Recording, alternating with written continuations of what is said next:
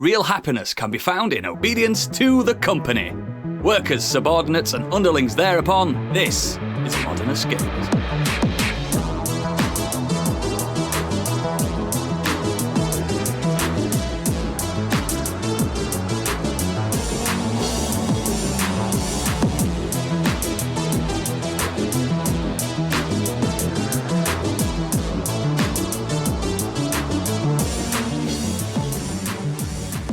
Hello and welcome to the show.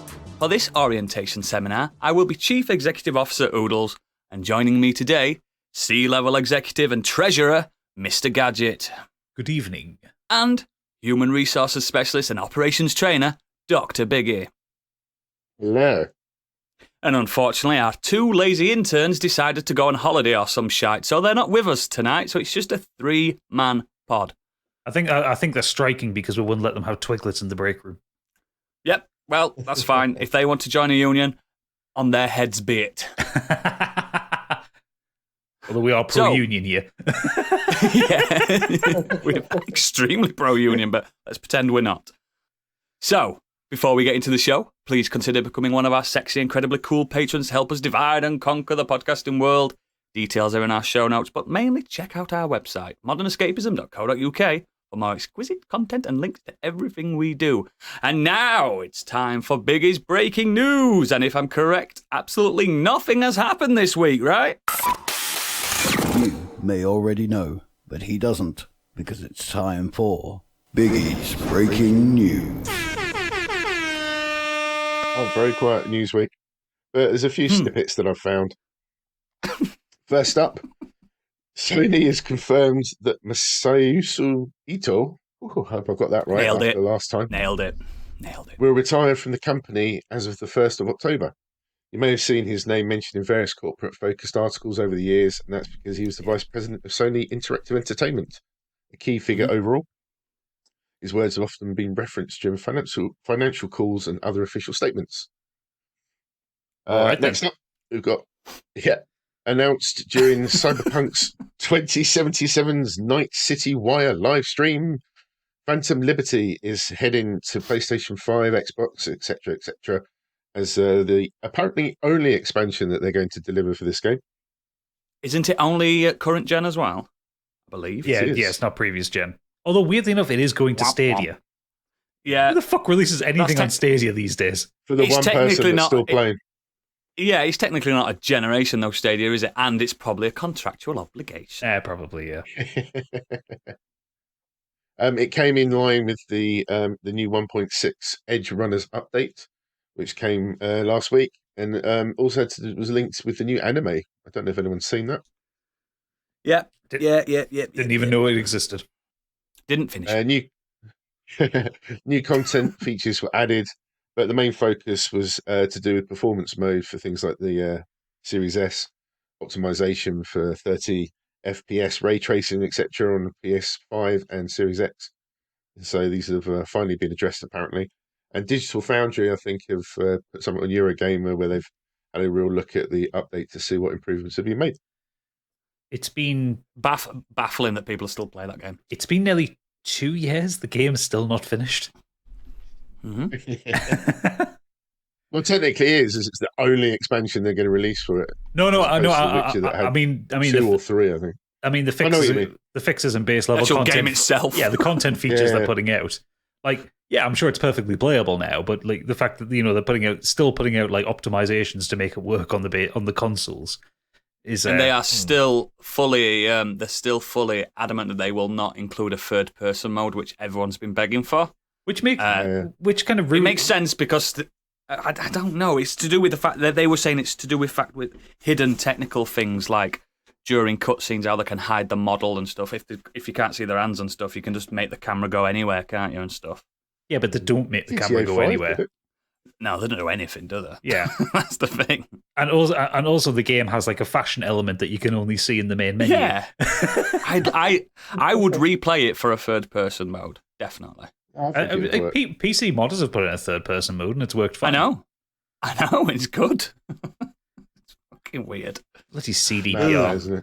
I've got no confidence in this in this The Witcher 3 next gen patch with the way they're developing things. Neither have I. Didn't they say that's still supposed to come out this year or something like that?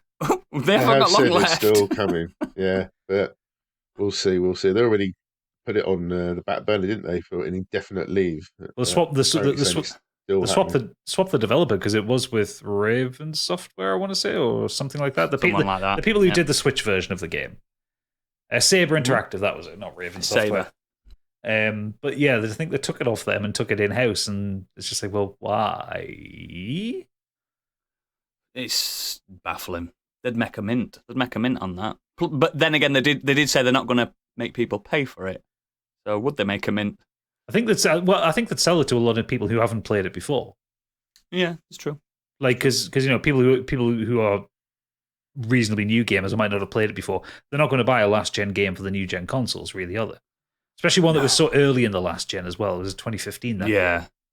Yeah, it's true. And it kind of struggled on the PS4.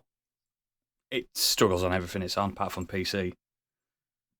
Do you think the company themselves have now learnt from this debacle with Cyberpunk? Do you think whatever they're going to do next after this, they're going to do it right? Because this has hit them hard, hasn't it? All the issues they've had with Cyberpunk. I think it's lost them a lot of the goodwill that they had, because CDPRO was seen as like the good guys of high quality gaming.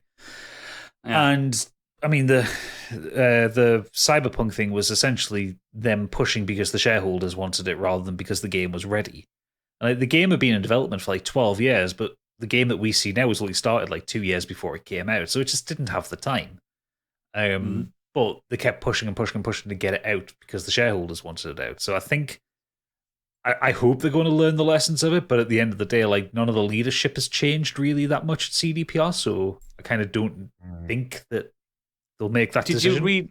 Did you read that blog that came out last year about some of the devs where they were saying, I'll find a link for it somewhere. They were saying it took 6 months and 7 people worked on the penis physics. Which you can't see apart from in the menu. In the menu or in the mirror. It's just, this is what I mean, because they got so big, they got so much money from Witcher. So much money. Because the first 2 Witcher games weren't making money. And they became... The second one made enough because it got onto the Xbox. But they turned from like a AA... I mean, they started as translators, didn't they? And then they turned it from a AA company to a massive AAA behemoth. Yeah. They are still a loaded company. They have got money. Oh, absolutely. And it's all about getting the fans back now. Because like The Witcher 3 is one of my favourite games of all time, like my second favourite game of all time. And I am not excited to hear news from them. And that's awful. That's something I never thought I'd say 2-3 years ago. The thing is that their B team are doing really good work, because you got like the Gwent stuff that's going on. Thronebreaker was fantastic. Gwent's sensational. They put a new expansion out for Gwent. Like their B team seem to be the ones that are doing the interesting shit that CDPR used to do. Yeah, CDP Blue, innit? Yeah, something like that. Yeah, they're good. But yeah, I think I'm done with this Cyberpunk news. It's just like, it's not going to. I don't have any hope that I watched the trailer, the teaser trailer. I've got no impression that Phantom Liberty is going to be any good, because outside of all the technical issues, I thought Cyberpunk was a really boring game. It's just dull. The story about it's dull. The story wasn't great. There wasn't anything to do in the city. Keanu Reeves was there for the marketing more than anything. I'm not a fan of Reeves. Even like the data logs were nothing compared to like Deus Ex. No, where they were like fucking novels. But they were written so beautifully. But then imagine, like, go back to like the quality of the random kind of diaries and excerpts you'd get in Witcher 3. Like, they filled out the world. Work. Like whole stories and characters you never met in the game, but you got to know through all these like side things. And in Cyberpunk, it's like, I got a new brain mod. Fuck my life. It's shit. It's just shit. Yeah. It's such a missed opportunity. We'll finish it at some point and make my final... and be very underwhelmed with that ending, because that ending underwhelmed me as well. Next. Well, moving on to another developer, Bioshock 4 reportedly takes place in Antarctica. It's going to be apparently a much bigger game than its predecessor by Yeah, its we've known size about and that. scale. So it's a big open world. Yeah, we've known about that for a Apparently, little while. Twitter user Oops Leaks has shared a handful of information.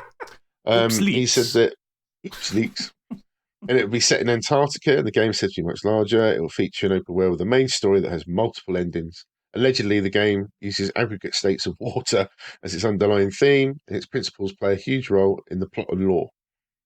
Lots of side quests, etc., etc. I love a snow world, a snow level in games. I'm a big fan of snow and desolate. Like, remember the Thing game, sensational That's a game. brilliant game. I love a snow level.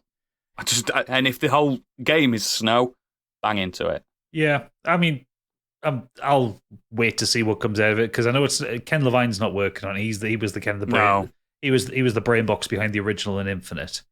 So I'll be interested to see what they're actually doing with the story. Like, is there a story they can tell? Because the first and the third game were kind of batshit enough. First one. Mm.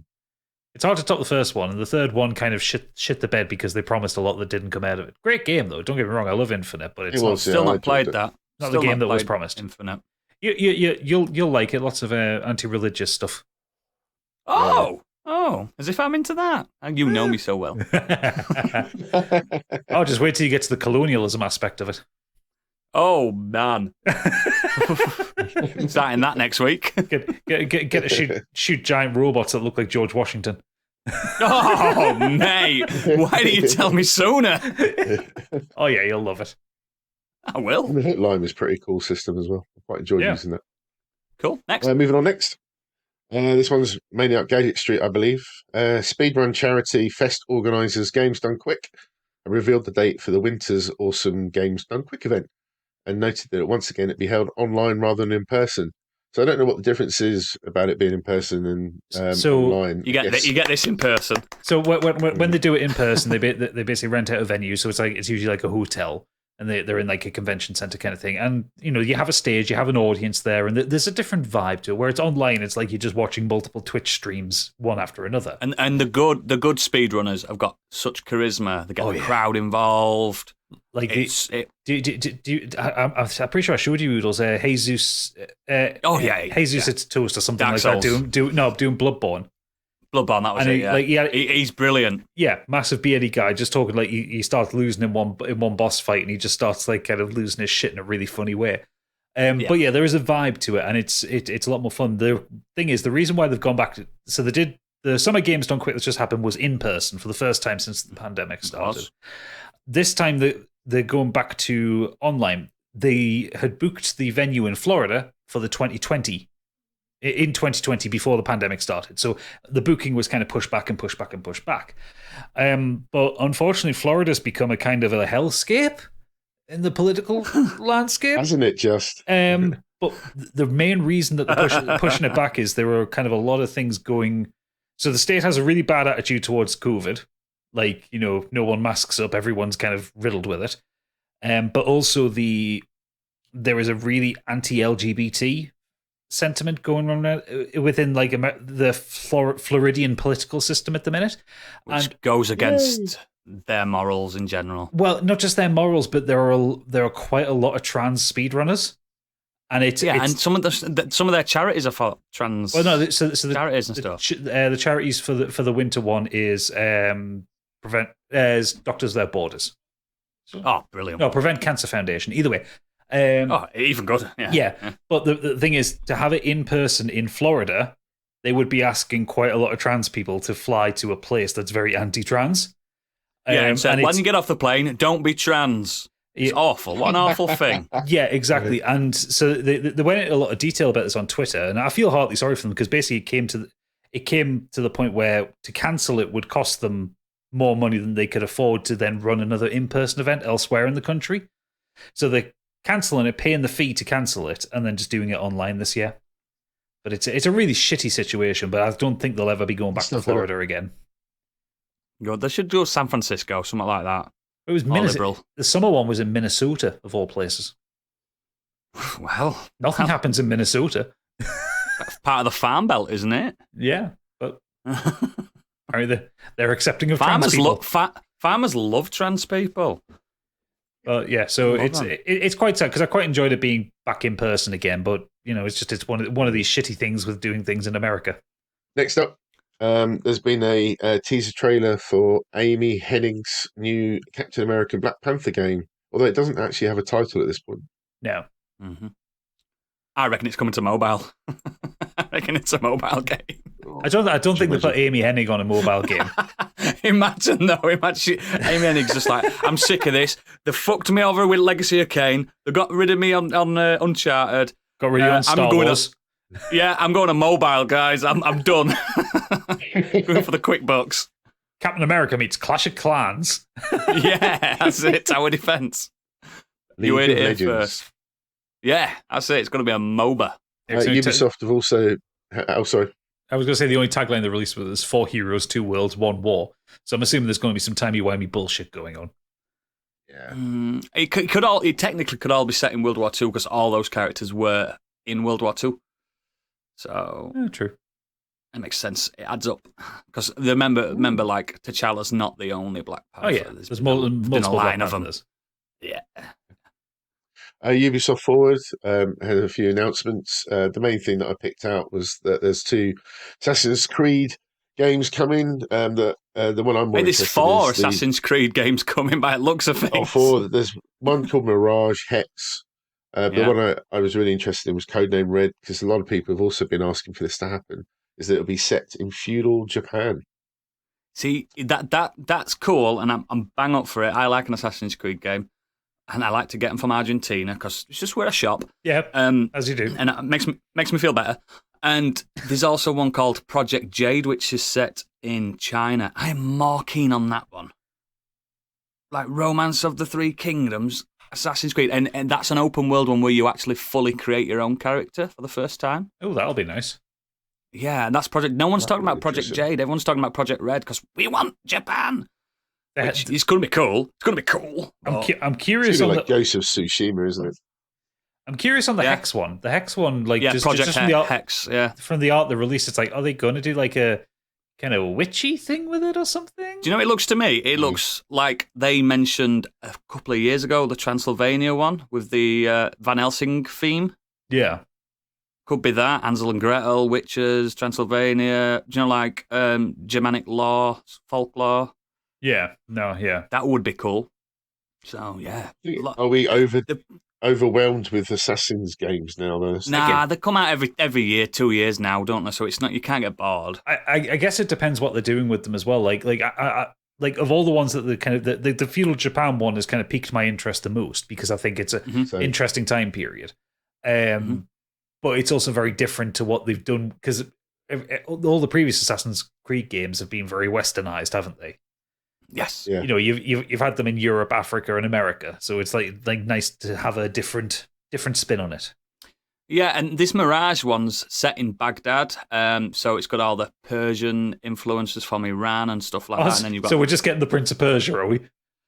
well, not quite, because obviously Afghanistan back then was completely different, and it was like a proper like melting pot of loads of cultures at that point. So I think there could be a lot of interesting stories from that, and they've also said that this is not open world. Oh, interesting. So it's going to be more confined into Baghdad, one city, like the Ezio trilogy, for instance. Yeah. Where it's all like they had Istanbul, Constantinople, they had Rome, and what was the original? Florence. Florence, yeah. And I kind of like those closed off Assassin's Creed Yeah. when you get to learn the city. Yeah. Yeah, no, I'm kind of into that. Like, I haven't played Valhalla. I know Valhalla's supposed to be quite good, but I haven't played any of the kind of the reboot trilogy because they're just too fucking big. Yeah. I ain't got the time to dedicate to them. Odyssey's massive. Odyssey's probably one of the biggest open worlds I've ever. Yeah, I seen. do want to play them. I've got it. It's too big. I think they're It's too big. think And some of them are on Game Pass now, but it's just I just can't dedicate the time to them. Valhalla's a Origins bit comes out smaller. PlayStation Plus Origins as is good. Yeah, Origins is good. But Odyssey is just a bit. I think it's the best one out of these three that have come out. But it's just that it's daunting. You start on Yeah, that's Kefalonia. well. You start on Kefalonia Island. You think this is massive, and then you get a boat, and you're like, oh shit, it is all a Greece. I And thought you were a Crete. big fan of Valhalla, weren't you? I love them all. I love Assassin's Creed games. I just refuse to pay full whack for them. I'll never do it. Fair enough. Mm. Moving on to the world of film and TV. John Williams has said he would love to compose the score for the next James Bond film. I thought he was retiring. So John because he's retiring from Star Wars. No, It takes him ages. It takes him ages to do a James Bond film, like 7 years usually. He's not going to. Sorry, he's not. He's probably not going to be fit for purpose by that point. But I'm pretty sure I read that he said because he's doing the new Indiana Jones film, and then apparently that he said that was going to be his last film. I don't think his soundtracks would suit James Bond personally. No, too bombastic. Yeah, In the wrong John kind of way. Barry's the main dude, isn't You what? Sorry. he? John Barry was the main dude for Yeah. James Bond, wasn't it? He did the main thing. Yeah. I think it's a bit more subtle. A James Bond soundtrack's a bit more subtle. It's espionage, isn't it? It's Like, fuck is it? It's action. yeah, that's true, yeah, isn't it? It starts off a bit sneaky and it just ends shaggy. Until he announces that his name. Yeah, then it's stealthy into I'm Bond. yeah, to everybody. Oh, love him. But yeah, we had Disney's D23 Expo came out this Apparently. week, and there's a lot of news from the world of Marvel. I'm sorry, guys. I know you're sick to death of this, but this has been quite a big week for announcements. So Stig's going to hate me because I only found out about this just now. I've been drinking all weekend. So I'll just go through a lot of the information I got from Deadline.com. They sort of put it all together. So I'll just roll through a few of the names of what might be piquing people's interest. So under the Marvel banner, we have Ant-Man and the Wasp Quantumania, which has already obviously been announced, but there's more news about it. I saw some footage. Paul Rudd, Catherine Newton, Evangeline Lilly is back. Jonathan Majors. That comes out apparently in February 17 next year. Yeah, Jonathan Majors is going to be Kang the Conqueror, which is the probably only interesting thing about it. Because Ant-Man and the Wasp just left me feeling a bit bereft. It was fine, but it wasn't. It's just absolutely fine. Really, That's was it. Yeah, exactly. So I hopefully they do go a bit crazier with this one. But Kang the Conqueror could be the big bad throughout. So who knows? Next up, Black Panther, which has obviously got a lot of people's interest. Wakanda Forever. One of the best trailers I've ever seen, that. Showing the sequel starring Angela Bassett as Ramonda. Oh, she's so good. That comes out, I think is it this year or next year? This year. It says November 11th. But it doesn't might be actually this have year a then, yeah? date. Might be this year. Stig would know. Yeah. Where is he? Stig! It's Stig! But yeah, Wakanda Forever's this year. Have you seen the trailer for it? No, not yet. no, I haven't seen any of these. I was I haven't bawling chance. my eyes out. The trailer, it was like a what do they call it? Like a concept trailer type thing. It had scenes in it, but it was so emotional, and I think it's going to be a bit of a sensational film. This one, just beyond the Marvel stuff, just the fact that everything that happened in real life as well. I think it's going to be quite a good film. Didn't Chadwick get like a posthumous award as well? Yeah, he did. he did. Recently. Yeah, he did. Well deserved, Yeah. obviously. Absolutely. One for Oodles, Fantastic Four. I've Kevin seen the cast. Schwaddy Yeah. confirms that Matt Shackman will be directing the reboot, Pick. Apparently coming out in November the 8th, 2024. There's some rumours about the cast. I think They've revealed it now, haven't they? Jodie... No, they haven't revealed the cast yet. Have they not? I thought they had. No, just the Matt Shackman's directing. Oh, so that must have been a fake that I saw. Yeah. Because I believe Jodie Comer's Jodie been Comer. rumoured to play Sue Storm as one. Yeah. She'd be great at that. Oh. I think she'd be fantastic. The one I saw it must have been fake because it was Mark Wahlberg as Ben Grimm. Hey, me. I'm a thing. I'd fucking love that. I'm just in my head. I'm like, yes, Mark Wahlberg, come on, the Thing. It's a transformer. Oh yes, It's the plan. It's the wind. It's the wind. Fucking hell. Get him in. Moving on. Thunderbolts. Several castings announced for that. The Jake Schreier directed film. Schreier, thank you. And this is apparently closing out Phase 5 of the MCU, which, as we've already talked about on the pod, i.e. Oodles and Stig, that they feel it's not the best phase, and the TV's been better than the movies. We're running in Phase 4 right now. We haven't started Phase 5. Yeah. Unless you've seen Phase 5 and I've not seen it yet. Yeah, I've seen it all. It's superheroes been great. It's fantastic. That's closing out Phase 5. Sorry, you're right. So that's next year. The casting has been announced with David Harbour, Julia Louis-Dreyfus, Wyatt Russell, Florence Pugh, Sebastian Stan, Hannah John Kamen, and Olga Kurylenko. That's good. It's all the anti-heroes, basically. If you don't know what Thunderbolts are, they were created as like an Avengers that can skirt the lines of morality. Let's just say. Not baddies, but not exactly goodies. So that's going to be interesting. It could also be quite darkly funny as well if it wants to be. Which is interesting. Especially David Harbour, he's a big hit at the moment, isn't he? And he was good in Black Widow. Black Widow. I mean, David Harbour's good in most things he's in. Not Hellboy. Well, he was the best thing in Hellboy. It was just a shit film. Yeah, that's true. He did a good Hellboy. But yeah, I'm looking forward to Thunderbolts. And a lot of people are like, we just want more Avengers stuff. No. Let that rest. We've seen the Avengers story. Let's have some good deeper cuts now. I'm banging to Thunderbolts. I think it's gonna be a bit more adult than people are letting on. Not exactly. I don't mean like R-rated, but you know what I mean. Speaking of deeper cuts, Harrison Ford has announced he's done. He will not fall down for us again as Indiana Jones for the Lucasfilm banner. The trailer is shown to the crowd, so I don't think it's actually been released for us to see yet. But the fifth installment. None of this event was streamed. I'm just reading now. None of it was streamed for anybody, was it? You had to be there.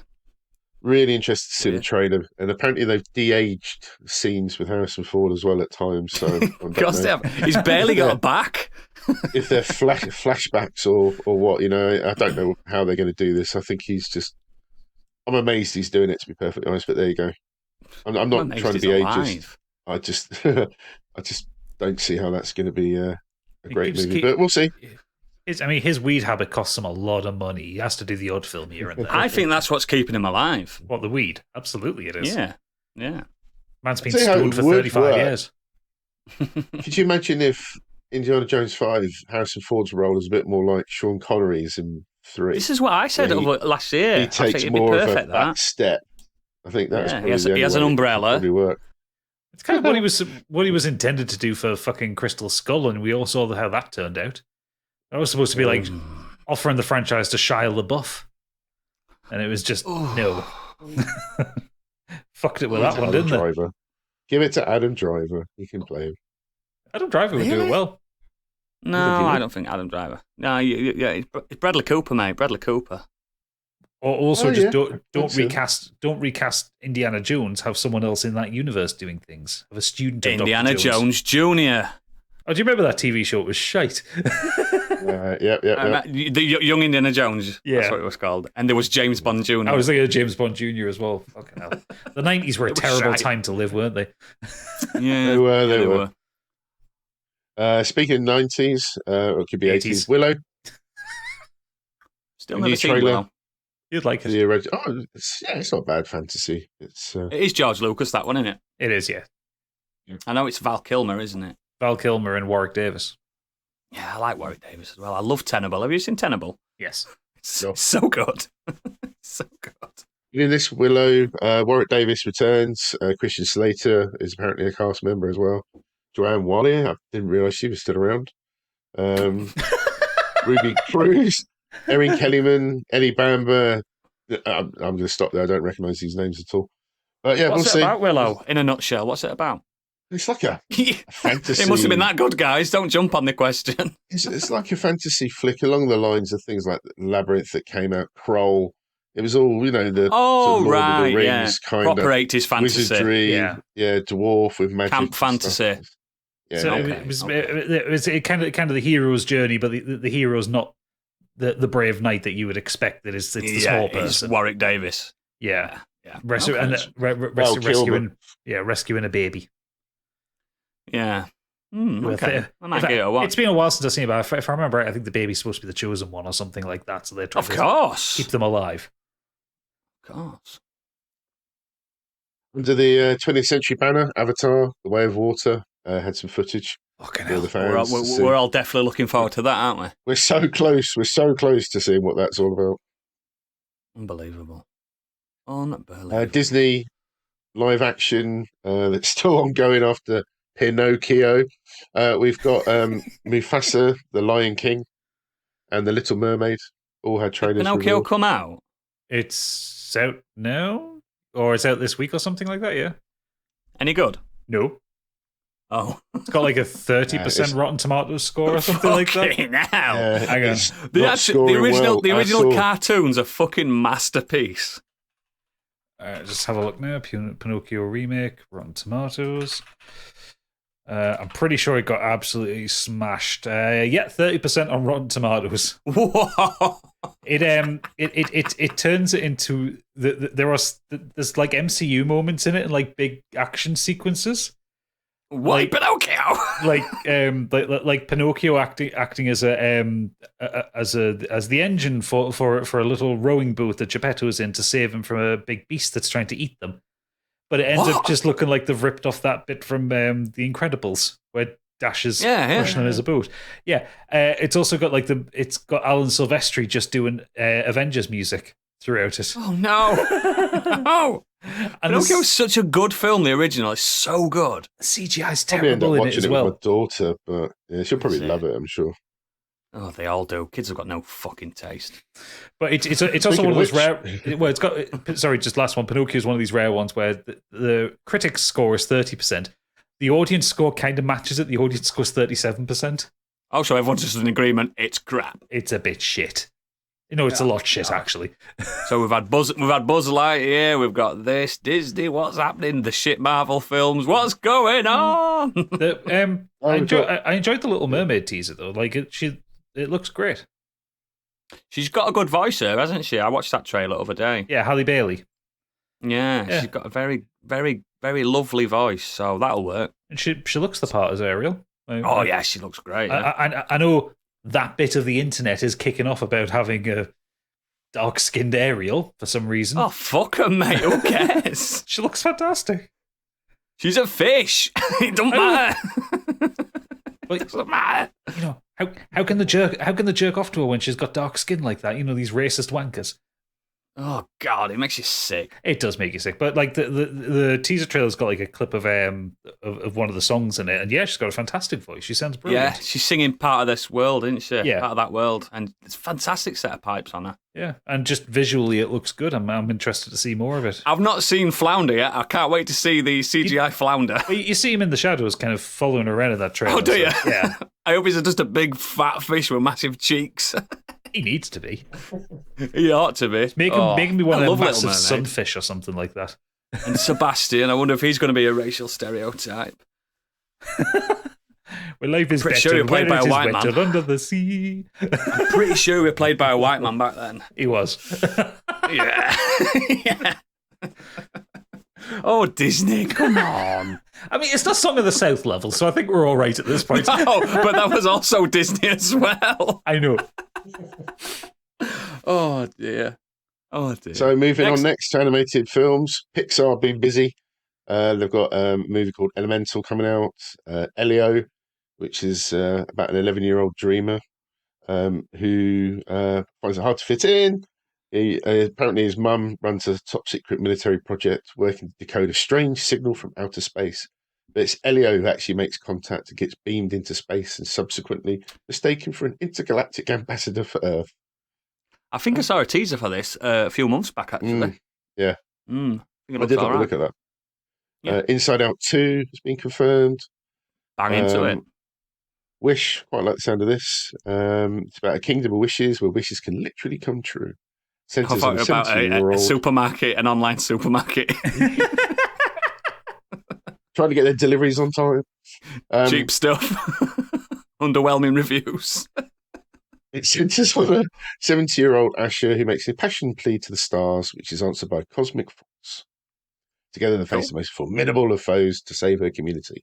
Proof that when the will of a courageous human connects with the magic of the stars, wondrous things can happen. Lovely. So there's that. But the main thing is television with Marvel. Yes, you can skip forward if you need to. Lots of announcements. Ironheart, which I think we referred to last week. Secret Invasion, full trailer is out for that. Samuel L. Secret Jackson Invasion involved. trailer, is there? Yeah. It's a Disney Plus series. Yeah. Please, Samuel Jackson. please, I've not seen it, but please, I mean, if you guys have seen it, please tell me it's not too funny, because Secret Invasion is not a funny thing. It's got to be serious. I mean, Samuel L. Jackson's looking very grim and serious in it. Yeah, it's such a serious book. It's got to be. It's got. Hello. Yeah, what so was that? My Siri kicking off me talking about Samuel L. Jackson for some reason. But yeah, Secret Invasion's one of those things. It's proper like alien espionage. Like it is a secret invasion, and it's got to be serious. There's deaths in it and stuff like that. So I'm just scrubbing through the trailer now because I haven't seen the trailer yet. It's looking pretty grimdark by Marvel standards. Excellent. Oh shit! It's got Olivia Colman in it. Has it? Oh, nice. Oscar winner. Yeah. I think it looks like it's going to have that Marvel wit, but it's not going to be outright a comedy. That makes sense. Perfect. Yeah, no, perfect. Like they did with Endgame. Endgame was still a sad film, but it still had a bit of funniness in it. Armor Wars with Don Cheadle reprising his role as James Rhodes. Yes. As a standalone series. Not been announced for a date yet. Loki, Ki-Hu Kwan joins the season 2 cast. There's a great photo of him and Indiana Jones, Harrison Ford, having a nice hug after 38 years. It was a nice picture. You probably didn't recognise him, did he? Harrison Ford, like, who are you? He says that to his wife, though. Yeah, who are you? I didn't kill my wife. Nice, like it. Echo, I don't know what this is about. Echo? Cast Yeah. members. Did you not watch Hawkeye? I am very early on in that, like 1 or 2 episodes of that. Oh well, you'll gather who Echo is at that point. Or what it's about. But it has got Vincent D'Onofrio. I can't get this right. D'Onofrio. Vincent D'Onofrio. Kingpin. Thank you. So I assume, he's going to be playing the Kingpin in that. And speaking of which, Daredevil Born Again. Let's go. Me and Stig talk about this all the time. We love the on the ground Marvel things where no one's a superpowers. Everyone's like a grounded. I mean, Daredevil kind of has Daredevil. echolocation. He's not exactly. He's made his own strength, hasn't he? He's trained. A bit more like Batman. But yeah, I love the boots on the ground Marvel stuff. It's fantastic. Like Hawkeye's sensational. Watch it. Moving on to Lucasfilm. We're nearly there, guys. Andor, and the first trailer for that came out. Is this the one? Because you made a joke about it last time. Because who's that? And you went, his name's Andor from Rogue One. That guy. But is this the one that they're saying is like fucking 23 episodes or something? Yeah. No. Can you imagine 23 episodes of someone that you know is gonna die? It's a bit like, it can't really lead anywhere in my head.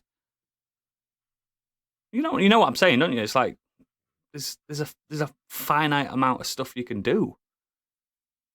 So I think it's a bit of an odd one. This I never imagined people were crying out for more Andor after Rogue One. I like Rogue One. I think it's a good film, but it's interesting the characters they choose for these series. Where's the Jar Jar show? Daft Jar Jar. Well, close. We've got the Mandalorian. Season 3 coming out for that, so I'm looking forward to more Mandalorian stuff. Yeah, same. I'm into that. Star Wars: The Bad Batch. I've not seen that yet. Season 2 has been announced. That's the CGI one, like the Clone Wars. Yeah. And again, another animated one, Tales of the Jedi. Ooh.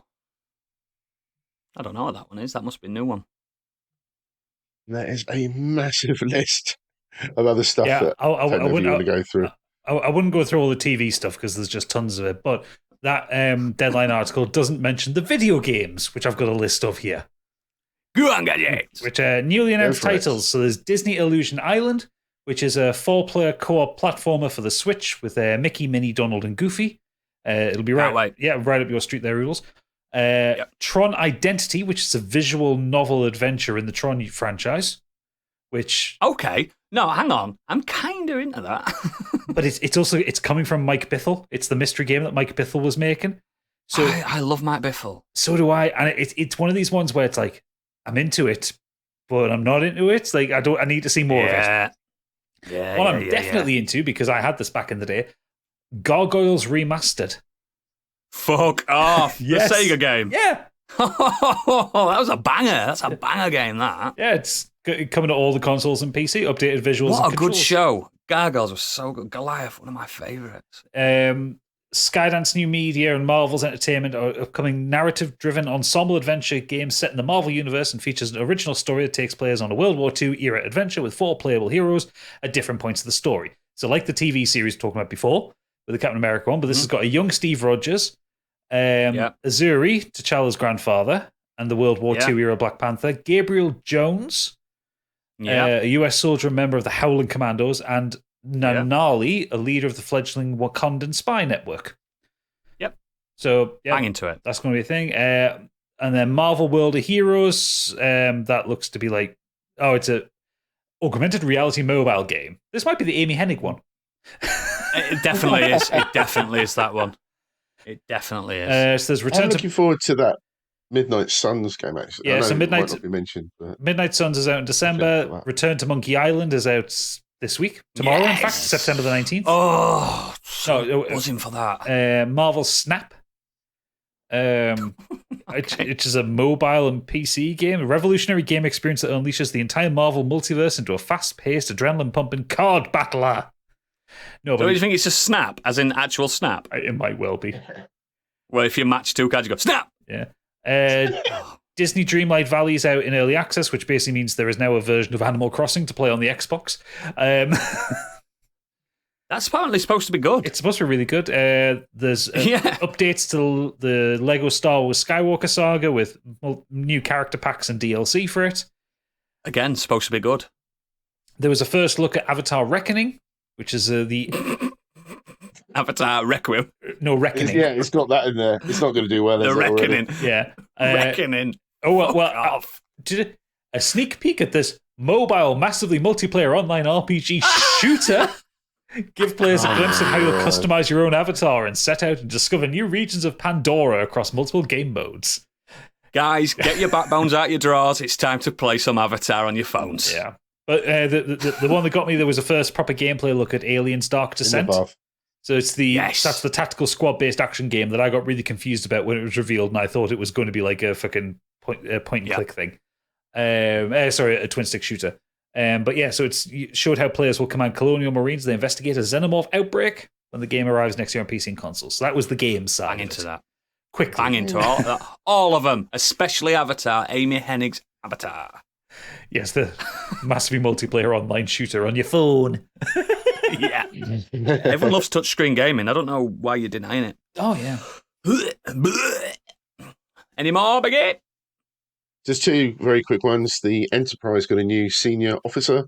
Meet Chief Engineer Pelia, played by the comparable, I can't even say it, Carol Kane in Star Trek New World Season 2. So, bang into there's that. that. And finally, The Witcher Season 3 has now just finished filming. I'm looking forward to that. I Me like too. Season 2. I've seen, Season 2, I haven't watched that yet. I've seen the neckbeards again already kicking off. There's a set photo shot of I can't remember the name of the woman who plays Yennefer, and she's walking. She's got one of Geralt's swords on her back, and they're all kicking off. They're not happy. You're not happy. Women, not my witches. exactly. Bring back the card game, the collectible shagging cards. Bring them back. Remember that on Witcher 1? Oh, yeah. Conquest cards, that's what they were called. I remember that. I've got one more bit of news, Biggie, that I want to put out just because it's not usually what we put in the news, but it's something that I know Oodles will be well into. So it was something I only discovered today. It was actually a news story a few weeks ago when this was announced. It's already out. I intend on buying this. So I know how much you enjoy playing Dungeons and Dragons with us, yeah? Yeah. But I also know you want to try other systems. Like you really enjoy playing Alien RPG and you want to try different things and experiment. So how would you like to take the mechanics of D&D? So they're using the same dice, same kind of rough mechanics of it. Mm-hmm. But how would you like it in a slightly fantasy version of feudal Japan? I like that quite a lot. Because Edge Studios have just released recently Adventures in Rokugan, which is bringing Legend of the Five Rings, the collectible card playing game, into a tabletop role playing game. Okay, yeah. Bang into that. Yeah. So I can be like a Ronin. You can be a Ronin, you can be a samurai, you can be... There's kind of magic based on kind of traditional Japanese folklore. Yeah. Yokai monsters to deal with, all that kind of thing. So, no, I have to be a Ronin because I bow to no man. I want to be a ninja or a samurai. Or both. Yeah, so, but I only found out about it today and I saw that, I thought, oh, fucking Oodles will love that. Yeah, but like, buy it then, please. Yes, I'm. It's one. Buy it, please, Daddy. Yeah, it's one of the more expensive ones. So I'm gonna have to take it from the Patreon because this is like a 50 quid source. Do it, mate. Fucking do it. It's content. Look, content is king. Yeah, it comes before everything else. But yes, I just thought you would like to know about that one because it looks incredible. Yeah, I could do a one. It wouldn't be a one shot. It'd be a new series. Yeah, it'd be a spin-off. Oh, we should try it as a one shot first and see how it goes. Do dragons rise from the east? Oh, yes. Bring it on. Yeah, I think it's a lot of clan warfare. So clans interact with each other, and it's adapting the story from the card game into something that you can run as a tabletop RPG. So yeah, I thought you would like that. And I'm thinking like Onimusha Warlord's Tactics on the Game Boy Advance. Well, I will show you some of the artwork for it later because you'll lose your shit. Ooh, yeah. Fuck that fantasy mumbo jumbo. It's still fucking fantasy. Oh yeah, I know, but it's better. Just not European medieval fantasy. There's katanas in it. And dragons. Yes. Shurikens. Cool. Is that the news, Biggie? Nothing else. Absolutely nothing happened this week. Nothing at all. Not a thing. Christ, from 45 minutes of news. Nothing happened at all. So let's move on to the Nexus. Nothing happened. Let's have no comments about anything that's happened. Nothing's happened at all. Nexus wants to live forever. Oh, Jesus Christ.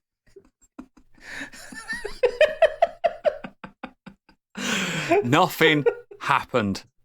Gadget, what have you been up to this week? It's been a quiet week for me, but because there's only the three of us, I thought... It's been a quiet week for Britain, to be fair. Well, yeah. But I haven't really got anything to report that I haven't already been doing by other things. Started another Bloodborne run and that kind of thing. Like, no one wants to hear about that. So I'm going to bring up something I did a couple of weeks ago that I think people might find interesting. It's a documentary that I watched. How much do you know about John McAfee? Nothing. Well, you've heard of McAfee antivirus, haven't you? Oh, is that what you... Oh, yeah, of course I have, yeah. Oh, it is John McAfee, isn't it? Yeah. So the guy who created that turned out to be an absolute fucking lunatic. Well, yeah. Like, one of the maddest bastards to have ever lived. So there's the documentary that came out on Netflix a few weeks ago called Running with the Devil, The Wild World of John McAfee. So... Okay. I've seen this advertised. I was tempted to watch this myself. So, a few years ago, something happened in John McAfee's life. John McAfee had long ago sold his shares in McAfee. Did he get a virus? No, worse than that. He, very rich man. He moved to Belize. He took all the drugs in the world, shagged all the women in the world, shot all the guns in the world, that kind of thing. Yeah, I like him. Until one day, his next door neighbor turned up dead, very dead. The kind of dead where no, John, what have you done? The kind of dead where he died in his peacefully in his sleep from 4 gunshot wounds. That kind of dying. John, no, not you, no. Well, naturally speaking, because this man they had disagreements with each other, and the accusation was that the neighbor had poisoned John's dogs because John. No, why am I laughing at? John would let his dogs run because he had a beachfront property. John would let his dogs just run on the beach regardless of whoever owned it. So naturally, John was quite the suspect, and he went on the run. Because that's the sensible thing to do. No, that means he's more than it's more than a suspect if he's running. So John and his 18-year-old girlfriend at the time. John, of course, John. John was in his 60s at the time.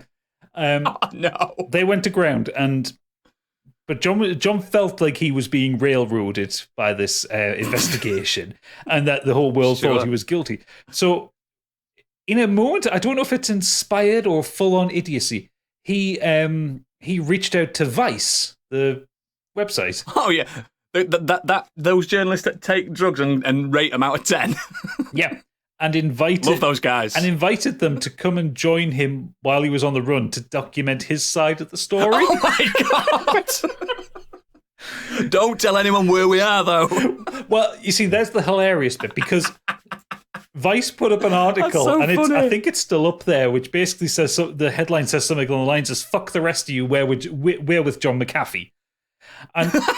And they had a photo. Don't geotag us at all. Well, that was it. So they had the photo. They took a photo with John McAfee to prove that they were there with him.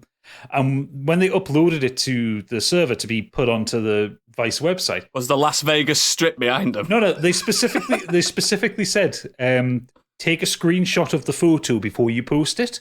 Yes, so that you don't geotag it. They just fucking uploaded it. So immediately the authorities knew where they were.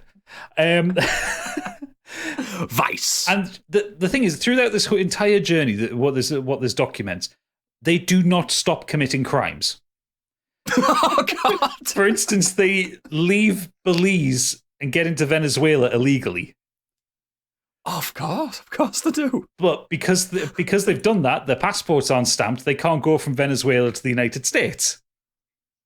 Oh my word! But the maddest twist in it is John's 18-year-old girlfriend. Her uncle used to be the Attorney General in Venezuela. Funny how that works, isn't it? John, do your homework, man. I think he did his homework. That's the thing. Anyway, so it charts this journey, and it's surreal to watch. The thing is, it's not the best documentary I've seen on John McAfee, because this is basically talking about just this experience of them escaping from Belize and kind of what happened around that. Yeah. It's worth a watch. It's probably about a 7 out of 10 documentary, but it's interesting. Is it one of them where you watch it and then you do your own research, and your own research is better? Yeah, because there was another documentary that came out in 2016 before John McAfee died. John McAfee died suspiciously in a Portuguese prison about 2 years ago. Bullet holes in his head. I don't know, but it apparently very suspect. This was also after John McAfee had ran for president. Yeah, wow. The madman. Wow. But the other documentary is called Gringo, The Dangerous Life of John McAfee. That was done in 2016. And that one's a more complete story of his life and just really... He's basically what Hunter S. Thompson wished he was. No. He wished he was Hunter S. Thompson. He was doing the crazy shit. Other way around. Hunter S. Thompson got away with the shit. Yeah. But yeah, John, I mean... It's so good. These two documentaries, Gringo and Running with the Devil, The Wild World of John McAfee, are definitely worth watching. The newest one is more just documenting one journey and the kind of the weird shit that happened around it.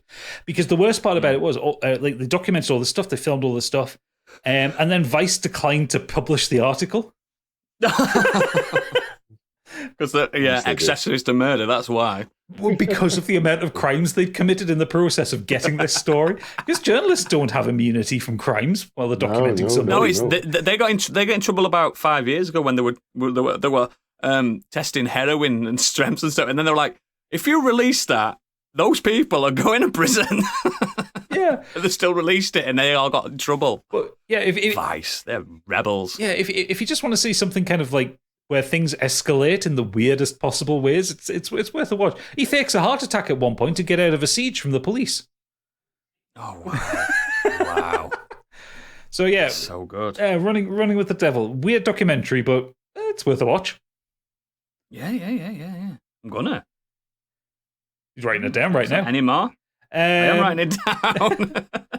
I guess the only other thing I could talk about, and it would be brief because obviously the full series is now, but I've been watching season 3 of Star Trek Lower Decks.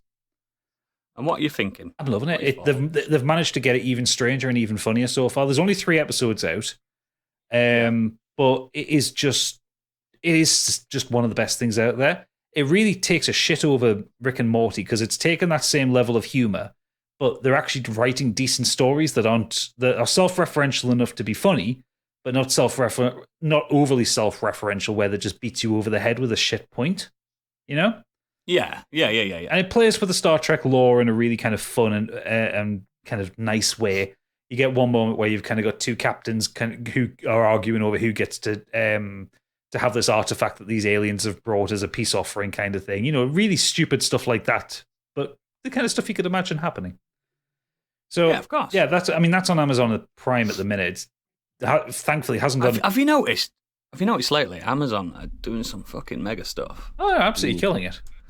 They're getting rid of The Boys, Lord of the Rings, Netflix. You gotta watch out. Oh yeah, Netflix are shit. Well, I saw there was a thing. We should have put it in the news, but I think Netflix are going away from the binge model now. They're going to go to weekly releases because they've seen that somehow, weirdly enough, holds subscribers more. Of course, it fucking does, and I prefer it. It gives me a chance to like absorb stuff, like how I can binge watch things in a weekend. And people go, "What's your thoughts on it?" I'm like, "Can't remember." Yeah, it's just a blur. I like to absorb it. That's how my brain works. I have got to absorb it. So weekly, bring it on. You get that water cooler moments, don't you? Yeah, absolutely. You can chat about it. But yeah, I guess apart from those things, I haven't really done much. So yeah, no, nothing's happened. That's why nothing's happened in society. Biggie, what you been up to? I went against the grain, and no, I didn't actually. I did exactly what everyone else has done, and I watched Moonfall. Why? We told you. Stig told us how bad it was, and my word, Stig didn't do it justice, did he? How bad it was. And listening to your pod last week again, wow. I don't know if it's worth doing a spoiler cast on that. So I think we've all seen it now, but my God, is that bad? Well, technically, you didn't listen to it on our pod. You had exclusive access to the patron bonus episode, patron episode that's not out yet. Oh, yeah. It was on that. Yeah. See, yeah. He's spoiling it for the poor patrons. You big spoiler, man. We didn't. by the way, patrons, we didn't do a Moonfall spoiler cast. Don't worry. There's one brilliant line in that, and I know there's so many, but I think it's the one where the army colonel turns to stop them firing all the nukes off, and he says, "We've got to listen to my wife. She's never let me down." It's like, yeah, your ex-wife. Also, your non-military trained wife. Yeah, just fantastic. Just such a bad movie. And it's worse than bad. The science that's involved is interesting, and it just. Well, the fact that the moon can get close enough to Earth to like knock the top off a mountain without killing us all immediately. I know it's just so funny, but yeah, I like the whole science behind it. It was interesting, but yeah, what a bad movie. But I did see a very good movie. Okay. I saw Nope, and I loved it. I thought it was fantastic. Not sure why other people aren't enjoying it as much. I thought it was brilliant. Right up there with Get Out. And Us, I thought it was fantastic. I'm really interested in watching what Peele comes up with next. Also been watching Power of the Rings, House of Dragons, both awesome. Power of the Rings? Whatever the show's that's called. That's the porn parody. Yeah, that's the porn one. Rings of Power. Power in the Rings. Oh, there you go. I've been watching the wrong one. Power Up the Rings. But yeah, the Rings of Power then. I thought they were both fantastic, and the Lord They're of the insane, Rings, aren't they? Wow, Telly's so insane at the moment. Telly's just mint. It's proper good. Value of that just took me straight back into Middle Earth. I thought it was fantastic. I loved it. I really want to watch Lord of the Rings again. At first, I didn't like how they were condensing the timeline, but now I prefer it because Tolkien loved to have thousands of years in between events. But now I'm all up for this. Like Peter Jackson did it, didn't he, with Lord of the Rings? Instead of it being 72 years, he did it in about 2. Do you know what I mean? They said it was about 18 months at the end of it, didn't they? Yeah, because it took Gandalf 14 years to discover that the ring was in that Bilbo had the ring. It took him 14 years, and I'm not even kidding. That is in the book. 14 years to go. Keep it secret. Keep it safe. 14 years. They're both excellent. I'm enjoying House of Dragons as well. I think that's really good. I've only got up to the 3rd episode in House of Dragons. I need to catch up with everyone else has been out now. None. You're up to date. Yeah, there's only 3 episodes out for both of them. Yeah. Cool. Well, as of the time that will be this will come out, there'll be 4 of each. Yeah. Cool.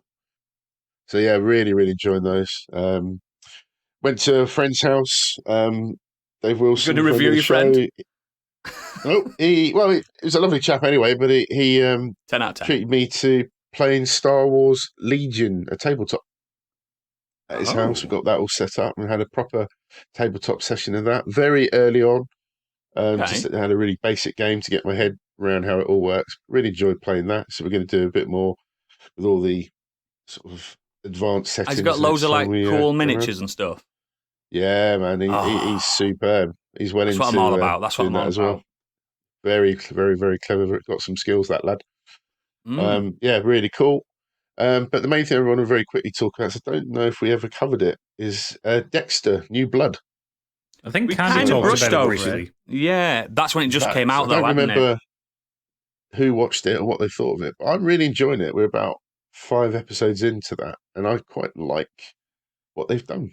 I forgot a lot of what had actually happened in the main show because I saw it so long ago. But the wife and I have been sitting there watching that. Really enjoying the direction they've gone. I don't know if it's worth spoiling what happened at the end of the original Dexter. I've never seen it, so don't please. That's fine. But yeah, I like what they're doing with this, and it's just really interesting him being out in the backwaters. It's I do like him who plays Dexter. I think he's a great menacing. Michael C. Hall is excellent. Yeah, he's a really good actor to watch on screen. I like him. 6 Feet Under, he was fantastic. I've seen all that. One of the standout actors from that. But yeah, he really took on the mantle of Dexter's character, and he was fantastic in the original series. Didn't like the way it ended, so and apparently even he was a bit apologetic about it. So I like what they've done with this. I'm not actually sure what the general fan base thinks about New Blood, but what we're watching at the moment, really enjoying it. I think it's only 1 season though, so yeah, it's the 1 season. Maybe it got cancelled after that. I don't actually know how it ends either. So I think it's really enjoying that. I think it was supposed to be a one-off. I don't think it was supposed to be like a multi-run season. Okay. Epilogue. Yeah, it's good. Really good. He's back to his usual stuff and watching the fallout from what's going on. Brilliant. Really well done. Very clever. Fantastic. That's it for me. Brilliant. Fantastic. Again, nothing else happened this week. So, me now. I've been busy boy as well. Again, I'm up to date with House of the Dragon, Rings of Power. I repeat what everyone's saying. These are really good telly. I know some people are a bit down on House of the Dragon, but it's Game of Thrones. They are slow builders. They always have been. And I don't know. I just love that world. I really do. Rings of Power, sensational. Again, like I said, I like that they're condensing the timeline now because things can be very unexpected. Yeah. Which at first everyone's like, that's them, that's that, that's it. And I'm like, you don't know anymore. You don't know anymore. This could go any number of ways.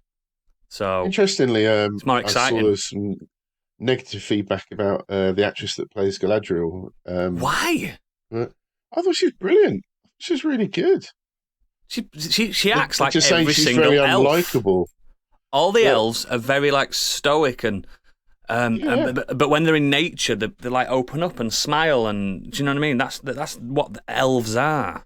They're not human. Do you know what I mean? They're allowed to act a bit different and floaty. If you know what I mean? Like remember Legolas originally, very quiet, and when he talked, it was because he needed to. It's only because his friendship with Gimli that brought him out of his shell. Yeah. So I'm fine. I'm absolutely. I love the other elf that's captured by the orcs. He's brilliant. Aaron, He's a Eldron. badass. Yeah, the names I can't remember them because some of them are made up. I've not read up on them. All names are made up. All names are made up, but yeah, he's really good. He's really good to watch, and he's got the good elf stare. Yeah, that fight scene in episode 3 was fucking brilliant. Fantastic. Brutal, not for kids. No, definitely not for kids. An arm got snapped. Awful. Mm-hmm. And a dog ate someone's things, bodies. Yeah, not for kids. But yeah, I've also, I'm so happy. Cobra Kai's back, baby. Cobra Kai never dies. I love Cobra Kai. Guess what? It only came out on Friday. I'm already 5 episodes in. It's so good and so easy to watch. They're only like half an hour. Again, it is like adult Power Rangers where like young adults are pretending to be teenagers. Oh, it's just, it knows what it is. If you've never watched it and you just watched half an episode, you'd be like, this is stupid. But because it knows what it is from the off, it's one of the smartest television shows. It's so fucking stupid and dumb, but it's so good. Every single episode ends with the most hype moment. It's just feeding your brain like, yes, Cobra Kai never dies, and it's just bringing out. If you remember watching all the films and stuff, it brings characters that were in some of the films for 10 minutes, and it makes them like a big thing in the show. It's like, oh my god, it's him. And it's always the same actors. It's so good. Oh, it's brilliant. I've not finished it yet, though, so it might shit the bed by the end. But the main thing... Jackie Chan make an appearance? Not yet, but it could. Mate, this show, fucking Van Damme could turn up and it'd make sense in Cobra Kai. Telling you. But yeah, the main thing I've been playing a computer game. This was sent to me by the developers. I'll have to preface that before I continue. It's a game that's been out a while, but a new DLC has just dropped, and they sent me everything. The Ascent. Have you ever heard of The Ascent? Yeah, The Ascent. Great. It's a cyberpunk twin-stick shooter with RPG mechanics and a deep lore attached to it. Let me make it easier for you. It's Diablo with guns. Yeah, that's why I liked it. Yeah, if you like Diablo and you don't want to play Diablo anymore like me, this is a very, very, very good alternative. Do you know what? I fucking love it. It's great, isn't it? I love it. And this new DLC, The Heist, it's called. Oh, mate, I'm so invested in my little twin stick guy. It's so good. I've got a little kilt on him now. I'm running around with like machine guns and a baseball bat. It's just a good like loot grindy. Well, it's not grindy. You can make it as difficult or as easy as you want. Yeah, I believe you can co-op it, can't you, as well? Oh yeah, you can do 4-player co-op in it. Like I think it came out on Game Pass, didn't it, at some point? Yeah, playing it solo is the hard way to play it. Well, that's what I'm doing, mate. I literally played the original briefly this week, and I really struggled right at the beginning, just trying to take on. I beat the main game this week, and I got it on Monday. I was just like, struggling a bit myself. I was getting killed left, right, and centre. Oh, I fucked him up, mate. I'm a demon. It's got a very good mechanic, similar to like Gears of War, where you can duck behind cover, and it's weird to think on an isometric game. Why would that work? But there's elevation to combat. Yeah, and if you don't do it, like enemies can headshot you really easily. Yes, extremely easily. So you're undercover, you're aiming your gun over, and because you can see as a bird's eye view, you will hit the enemies. It's not like you're blind firing. It's just, I don't know, there's something really special about it. I'm playing the PS5 version. It's all absolutely stunning 4K. This game is gorgeous. It's gorgeous. And I've never seen this amount of NPCs in one hub in my life. You go to like the main hub, and there's so many. It feels like a cyberpunk city underground. It's all this big tower, isn't it? Yeah, it is. Yeah, That first section, when you get your first proper mission, you start going through the alleyways in this Yep. platform, and you come Yep. into a big room, and there's like, I don't know, 6 dog type Yep. robots that are attacking you. And I'm just rolling around trying to shoot them, but it takes forever to shoot them, and I'm just getting overwhelmed. And I was just like, fucking hell, this is a bit hard. Do you know what you've probably done? You've probably missed a gun. Because at the beginning bit, a gun drops and it's leagues ahead of the starting gun you get. So I reckon you've missed a gun. I might restart then, because I'm literally right at the beginning. So I just thought, yeah, fucking hell, it looks really good, but yeah. I've just tough. just sent it to re-download on my Xbox. I might give it another run through. I think about halfway through when it first came out. Yeah, I mean the main story.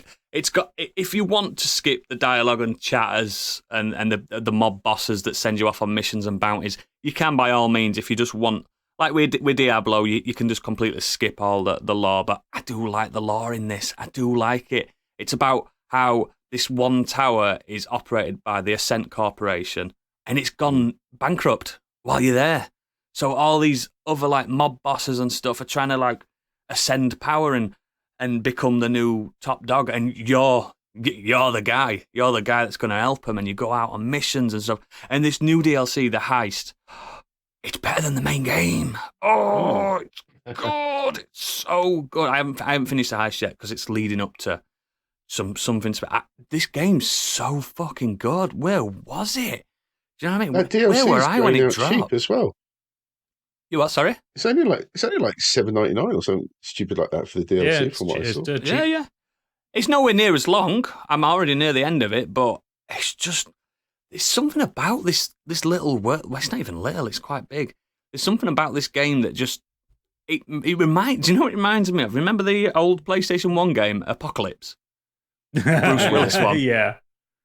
As much as how daft that game was, it was fun to play. Yeah. Because it used the Tony Hawk's engine, didn't it? Yeah, you just got big guns and shot the shit out of shit. Yeah, it reminds me of that. But then, yeah, but when you're bored of shooting the shit out of shit, you get to go back to the hub and you get to go to the hub and just watch people. And do you know what I really like about the world building? Like, you could be in a skirmish in an abandoned part of the colony, and there's just cleaning up robots. And when a gunfight starts, these robots are like, oh no! But you can kill them if you want to be an horrible bastard. It's just, I don't know, it's really good. And I hope more developers do take over that Diablo hole in my heart that I've got. Yeah. This is absolutely, I will run through this again with a different build. You know what I mean? I will do that. And co-op it with you then. So yeah, mate. Absolutely. Absolutely, we'll do it. And I think, don't quote me, I think only I have to own the heist, the DLC, for you to come in with me. I believe that's true. It was on the dev notes I got given, but you know me, I never read them. I know it's not under embargo anymore. I know the main bits. But yeah, it's just, if you've not played the Ascent, if you've got an Xbox, I think you can download it now, can't you? Yeah. It's on the only caveat is you have to finish the main game before you can play the DLC, yes. I believe. Yeah, but the main game is just sensational. It's really good, and I like the one of the characters, Poon, one of the mob bosses at the beginning. He's really cool, and I like that he's called Poon. Yeah, he was the first one I met, right? The big lizardy. Yeah. No, that's not Poon. No, that's not that. He works for Poon. It's just good. The thing about the game is a lot of the story gets told to you through like codec, but while you're still moving, while you're still like, it never stops if you don't want it to. I love it. I think it's proper like 9 out of 10 material. The only negatives I'd give it is some bits I did die quite a lot. It is quite difficult. Yeah, but it's as a co-op, it's probably, like you say, easier then, isn't it? Exactly. I don't think it scales in co-op either. I think it's just exactly the same, regardless of how many people are playing. So that's if you're playing together. Is it cross-play? I think so. No, I can't imagine it being. But yeah, if you've not played the Ascent, listener, just give it a blast. Give it a blast. I know I didn't pay for it, but that doesn't bear any bearing on my score. Covered it, didn't he? Yeah, he played it. I think he loved it as well. Yeah, I think he played it with his mates. His other mates. But yeah, I think it's the best Cyberpunk game I've played since Deus Ex, the original. Ooh. Strong words, strong words. Well, I adore Deus Ex. It's one of the best games ever made. It is. But its sequels never hit the heights, unfortunately, for me. Are you telling me that Invisible War was not the perfect game for PS2? Yes. So we're in agreement then. Yes. I just think it gets cyberpunk. And it seems to be like post-cyberpunk. It's like when a cyberpunk reigns over, isn't it? It's when it's... Yeah. It's like the Tyrell Corporation in collapse and stuff like that, which leads on perfectly to our main topic. See that synergy? So yes, the main topic this week, we have been given the task of joining or running or working for a fictional corporation. Now, I don't know what these guys have done. They don't know what I've done. I don't know how they've worded what they're doing or anything like that. But I want to start with Mr. Corporate himself, Biggie. Where you going? What are you working for? And why? Well, Ubisoft had another announcement to do with this game. They're talking about a new season pass that's coming out, which I'm not really interested in, but more about the story and more content, basically, in this main part of this game. And they've got another version of the game coming out called Heartland, which is going to be free to play. Biggie's breaking news blended into the main topic. What's going on here? I need to play the jingle again. But a friend of mine I caught playing this game, which made me, it's my new comfort game after Final Fantasy VII. So then I went and jumped into his game, and we had a proper good session the other night. Really enjoyed it. And I went back to the Division, and it made me think. It's I Division adore the Division 2, by the way, sorry. And I love this game, and it's my new comfort game. I love it. And going back into that world made me think what it'd be like to be a Division agent.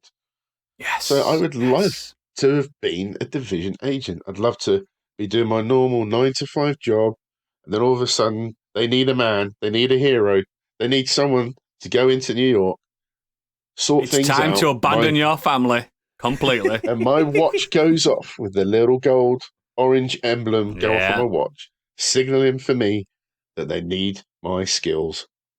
So then off I would go, get my sat nav going on my watch, telling me where I need to go to the base, meet up with whoever is there in charge, giving me my next mission to go out back into New York or Washington, doesn't matter which. I love both areas.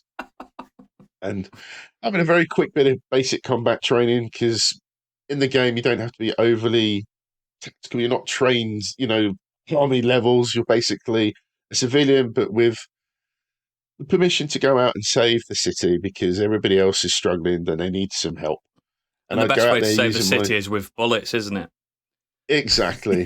Getting my gear, getting my cool gadgets to use, and off I would go. Go around the city, looking for trouble, helping out the civilians, wandering around, trying to help support all the different bases because they're going to need it. I get free clothes because looking around the city, I would go through lots of baggage that's been left behind. And because it's New York, I'm quite easily going to find 4XL clothing, so it'll fit me perfectly. Oh, mate, most of it will be. Is that a perk of the job, just raiding the detritus people have left as they've evacuated the city? It's called That's looting, what it's about. But in a way that the stuff has been left there, it's not. He's glad everyone's died. He's glad. No, I'm not. But I would definitely go around. The weather changes all the time, so if you had to get your kit out, and, whoa, get your kit out. I had to be very careful there. But yeah, just changing the gear that I'm wearing to suit the weather conditions, and then it shouldn't be too overwhelming because there's plenty of cover around the deserted parts of New York and Washington, and just to take out those baddies, maybe meet up with some other agents that are in the city, working together as a team, taking these guys out, just doing the right thing.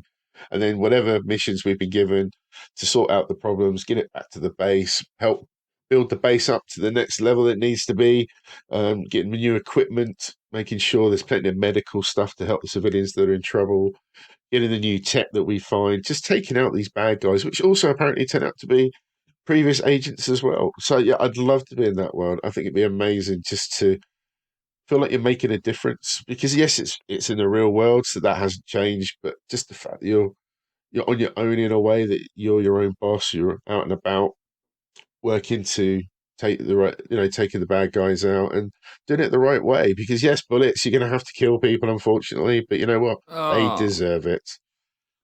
And are you willing to sacrifice lives like they do to find the Declaration of Independence? Because they do. That's what we have to do. Because it's for some reason they find it's it's important for society, isn't it? It's vital for the we next have to start, generation.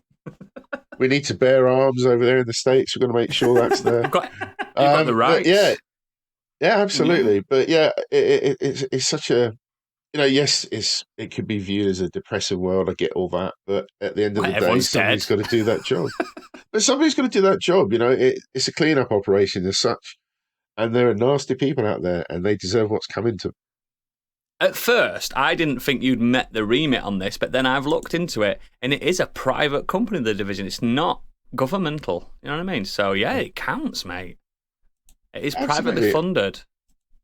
And it's there are people out there that have turned. The nasty agents are basically, the main guy, Kessler. The naughty boys. Yeah. He was the one that released the plague in the first place. So it's just the virus. It's just basically... trying to turn it all around, making sure it doesn't happen again. And working together with the civilians because, you know what, they're in the same boat at the end of the day. They're trying to find food, rations, etc. They're always patrolling around the city, trying to get stuff back to whichever bases, wherever it is. And I just think it would be a really cool way to be involved and not have to... You can watch your back, I guess, but if you've got the right agents with you, you're working together as a team. I know the dark zone areas were maybe a bit more iffy and people are out to... Yeah, I wouldn't go there if it were real. I would try to avoid those areas as much as possible. I'm not bothered about finding purple guns in real life. Yeah, exactly. But yeah, just for me, I just think it'd be a really cool... It's a bit like the TA, isn't it? The Territorial Army. But maybe you just need to join the TA, mate, by sounds of things. You're never too old. Just with a bit more action. But yeah, it's... Saying that, you'd be in home guard at this point, though, wouldn't you, mate, at your age? Thank you. But yeah, I'd just make tea for everyone. But I love it. I think the atmosphere in that game is spot on. With when you find the different...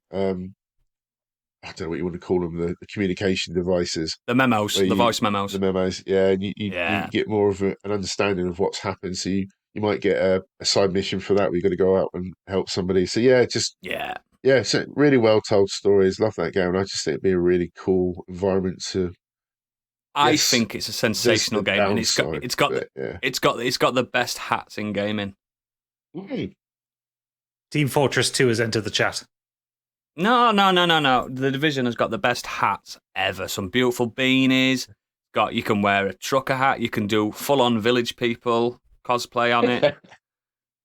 I'm not kidding. You can be Leon Kennedy. At the end of the day, the Division's idea is to get society back up and running. So the goal is there. You want to make that goal because the idea is to get everything back up and running to where it should have been in the first place. So absolutely, yes. Absolutely. For God's...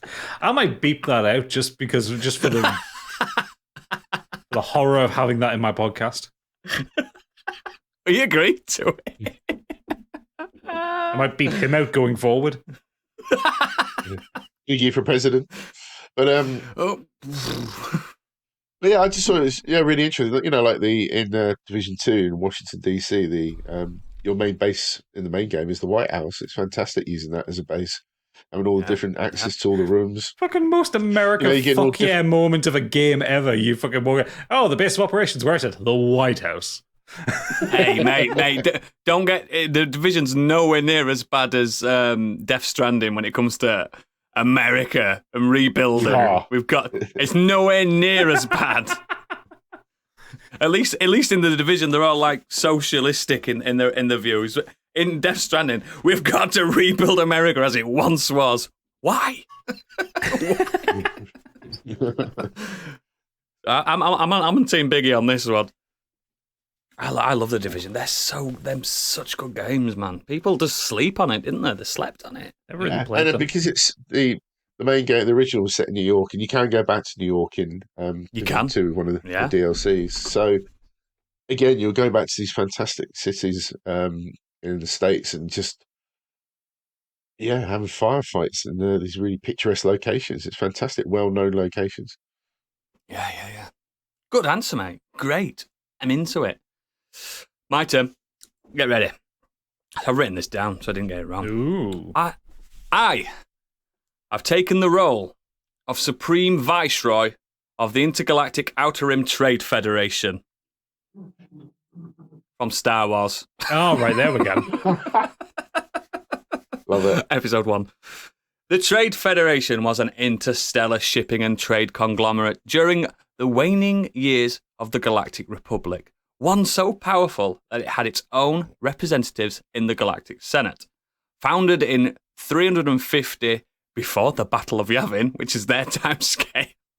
Fucking hell. Before the onset of the High Republic era, it rose to prosperity in the Outer Rim territories and came locked into a power struggle with the Republic, raged on for decades. As the Trade Federation grew in size, prestige, unfortunately, due to the machinations of the Nabooian Sith Lord Sheev Palpatine, the Trade Federation almost crumbled. Until now. What? So, the Trade Federation was mainly built upon the backs of the racist stereotype Neimoidians, but upon Newt Gunray's death, the Neimoidians decided it's time to leave the galaxy and find an alternative leader. They happened upon the Milky Way galaxy and upon the Sol system, and furthermore to a planet called Earth in the year of 2022 of their sun's common era. So now, basically. They really were a racist stereotype, those Neimoidians, weren't they? Yeah, terrible. Between them and Jar Jar Binks, I don't know how that film got out. I don't. That's why I picked them.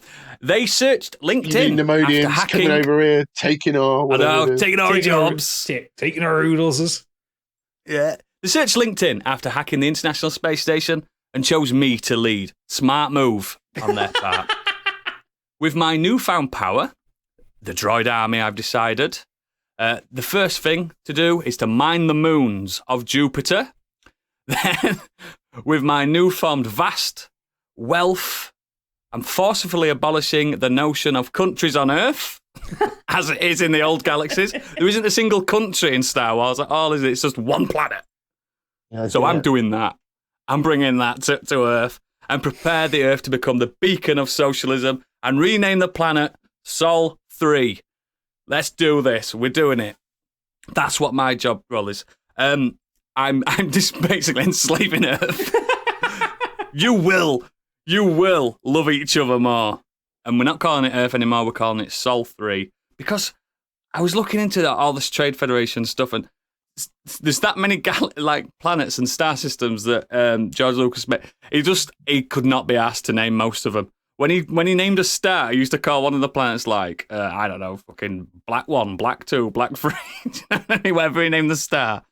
And that's why we're doing it. To be fair, that's pretty common in most kind of star mapping anyway. It is. Scientists do it now, don't they? Yeah, you get off Alpha Centauri, and then all the kind of objects around it, like Alpha Centauri 1, 2, 3, 4, Yeah, absolutely. But I think, if I was the Supreme Viceroy of the Trade Federation, I love that. I love how it sounds. I'd do the right thing. Like I said, I'd mine the moons of Jupiter. No one's getting hurt there, but apparently there's a moon there that rains diamonds or something along the lines. So I'm rich beyond my wildest dreams. I think it's Callisto. Yeah, one of them. Isn't that a crazy thing? Because the pressure's so high, it just rains diamonds. Corruption here. Yeah, absolutely. Well, but I mean, with power, breeds corruption. I do need to kind of just slightly pick apart your argument here, Oodles. That you would take over as the Supreme Viceroy and that you would do the right thing. You would be dead in a week. Why? Because you would have a galaxy's worth of money available to you and a galaxy's worth of drugs available to you. And I don't care how good you are right now. We all know that if you came into enough money to get high, you would be dead in a week. It starts with the blue milk and then and the white powder. then the galactic spice kicks in. Woo! No, he's away. He's away. No, I'd be good. What I've done as well, I brought some Trade Federation facts for you. It's funny how it's called facts when it's a completely mythical and not real fucking thing. Trivia, I think, is the word. This is what it said on the fucking website, on Wikipedia. Wikipedia. So, it's one of the only companies in Star Wars canon not to have any organic slaves. So there we go. We're ethical. We're completely ethical and self-sufficient. We haven't got no slaves. It's one of the only companies in the Star Wars canon. They don't talk about businesses and companies much. Still, no slaves. So I'm having that as a tick. In Earth's money, the Trade Federation would be worth an estimated 750 septillion galactic credits. That's what it'd be in their world. Converted to US dollars would be around $7.4 trillion. Okay, several things. One, no. Two, I know. Two, this is It's a so made-up good. company. Have you just pulled that conversion out of your arse, internet person? No? I thought you meant me. I've just person. read this. You know how I made this shit up? I can't. 7.4 trillion US dollars, which is higher than June's Choam company, which, due to the way that the Star Wars currency fluctuates, this is true, it can be even less than $1 trillion in some star systems. So it makes no sense. How long are the lunch breaks, and are they paid? No. Just no lunch No one breaks gets at paid all. because no one works for me because it's all run by droids. I've got a droid army. Roger. It's just me. Yeah, it's just me and loads of droids. They funded nearly all of the clones that led to the new Empire and Clone Wars. So because of them, the Empire was born. You mentioned not having any organic slaves, but they created I know, clones that's of what Tamura Morrison. Yeah, exactly. So now you've got your slave army. A poor New Zealand man. They're growing an army of cannon fodder. Yeah, which eventually did destroy the Trade Federation itself. So, idiots. Not when I'm in charge.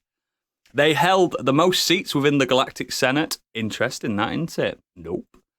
And if they hadn't been betrayed by Palpatine, they would have posed the biggest threat to the newly formed Galactic Empire. So, what we've gathered from this is Palpatine's a very smart man, and he knew every step towards his ascent. Oh, because he to loves being democracy. Emperor. Yeah, he loves democracy. Forced democracy. But yeah, I want to be the viceroy of the Intergalactic Outer Rim Trade Federation. Fuck's sake. Yeah, I got very drunk last night, and I did this morning. Still in a haze. I just wanted to go against the grain. Like I could have picked Umbrella and got even darker, but I'm doing this. My powers are for the greater good. The greater good. Thank you. So, moving on. You're basically finally. becoming Elon Musk. No, because I'm human still. He isn't. Gadget, what have you decided upon? Well, I'm really gutted because you mentioned the Choam company there. I thought, fuck, that would be a really good one to do. But I'm going into space as well. I am, shall we say, heading out there to build better worlds. I know who you're working for. Oh, I'm owning the Weyland-Yutani Corporation. I am the company. Nice. You see, you with your kind of trade delegations there, Rudels. Yeah. You're not doing corruption properly. You need to do it right. You know, Weyland-Yutani ostensibly makes its money, terraforming planets, putting colonies out there, establishing the human dominance throughout the galaxy. Yeah. But really what they're doing is, weapons manufacturing, trying to get a hold of xenomorphs, a little bit of illegal experimenting. Yeah, a little bit of synthetic manufacturing, just genocide. Just a casual genocide every so often, Yeah, it don't matter when there's a quintillion amount of humans in the Earth in the universe now. Exactly, but it's all for profit. Exactly. So, Weyland-Yutani, they formed quite a while ago, back in 2099, when Weyland Corp took over Yutani Corporation in a rather hostile bidding takeover. And And at the time, the two companies, they did largely the same things. They were technology suppliers. They manufactured synths, starships. For the listener, it's as if Sony bought Nintendo. Yeah. That big. But, they built synthetics, starships. They did computers, industrial equipment. They were a household name. Everyone had a bit of Weyland-Yutani tech in their house. Like a toaster, something like that. Weyland-Yutani toaster. Yeah. Sandwich maker. But, the big one, the thing that made them the money was sending people out to colonize the stars and mine on exoplanets and stuff like that. And because of the way the contracts were set up and all that, some form of indentured servitude was involved because they had to pay off the company before they were allowed to leave. Which I think unfortunately that led to the demise of most of Hadley's hope. But got to break an egg to make an omelette. Didn't they have to because they were on they had to pay for all the bed and board and stuff, and that cost more than what they were earning. Yeah, indentured servitude. Yeah, it's so horrible, but it's a practice that works. It works. It makes money. It works. The real money isn't really in mining, is it? It's selling combat androids, it's selling smart guns, selling battle cruisers, all these kind of things to anybody who really wants them. We're not particularly fussy. Just the highest bidder gets it. But the big one, if we can get a hold of one, getting one of them xenomorphs in, imagine the weaponry we could make with one of them. It's the apex predator, mate. It's the apex predator. We tried and failed from cloning Ripley, and unfortunately that didn't work as a film or a concept. Kill me! It even came to, and I actually, to be fair, when I was reading up on this one, I didn't realize this was in the law. I think I must have missed the memo message in it, but in Alien Isolation, Weyland-Yutani buys Sevastopol from Seegson as soon as they find out there's an alien on there. Like the space station. Yeah, because the Seegson are nowhere near the level, are they? No, Seegson not on the level of Weyland-Yutani, but yeah, so the whole thing with the story is like, Seegson are not a failing company, but they're not as good. But Sevastopol is losing people because it's failing, because no one's coming out that shipping lane. But as soon as Weyland-Yutani find out there's a xenomorph on board, they're like, oh, fuck yeah, we're buying that. We want that xenomorph. We're having it. We're having it. Yeah, love it. So yeah, but there is also the bioweapons division. Your favourite division. I love a bit of a bioweapon. These are the ones that these are the people that we put on to clone Ripley or to find xenomorphs and try and put them to work. Unfortunately, everybody's died so far, but we have enough humans. We can keep just repopulating and just backfill it, just put it through. Yeah, it's too many humans, if anything. Well, yeah, absolutely, we're spreading out too far. Until the xenomorphs form a union, then you've got problems. Yeah, that's when you've got problems. Yeah, but then then we'll just chuck some heroes at them, and that'll be fine. The problem will naturally sort itself out. So yes, I would very much like to own, run, and be the grand supreme overlord of the Weyland-Yutani Corporation. And the best part is, I don't need to leave Earth to do it, because the offices are in London, Tokyo, or San Francisco. Oh, you'd definitely be in Tokyo. You would. Oh, absolutely. Yeah. The thing is, everything will be going all well for a good few decades until one day you get a memo. There's another creature. It's not a xenomorph. It's got a cloaking device. Then all shit kicks off. Yeah, but you see, I'm still in Tokyo, so I go, well, get me. I want it. Yes, exactly. I want me one of those predators. Yeah. It's your requiem moment. Yes, it is. I mean, that's very good. As long as I don't have a Promethean moment where I decide to leave Earth and then make copies of myself and to become immortal. Yeah, to become immortal, because fuck me, I hate that film so much. Getting an alien to play a massive keyboard. Guys, we've found an alien spaceship. It's okay. Take your helmets off. Fucking idiots. I mean, to be fair, you all did that in Alien RPG. Yeah, because that's what they do. They're stupid. Is the air breathable here? Yeah, that's fine. Don't matter. It don't matter. What about those spores? Toxins. Suck them in. Enjoy them. Enjoy the spores. Oh, good answers from everyone. But what I want to know is what our listeners want to, or who they want to work for or own. Okay, well, we're going to start with Kieran, and before he gets into his company, he dropped in a bit of feedback on last week's episode when we had Kevin in. Lovely. So he said, just listen to 101. Kevin seems sound as fuck and was a really cool guest to have on. Major lols at you pissing yourselves at stupid job titles at the end. So that was in the Patreon section. He also humbly accepts his title of Yorkshire's finest, but Stig and Oodles are definitely tied for second place. Also, lines with blue eyes. Ha ha ha ha ha.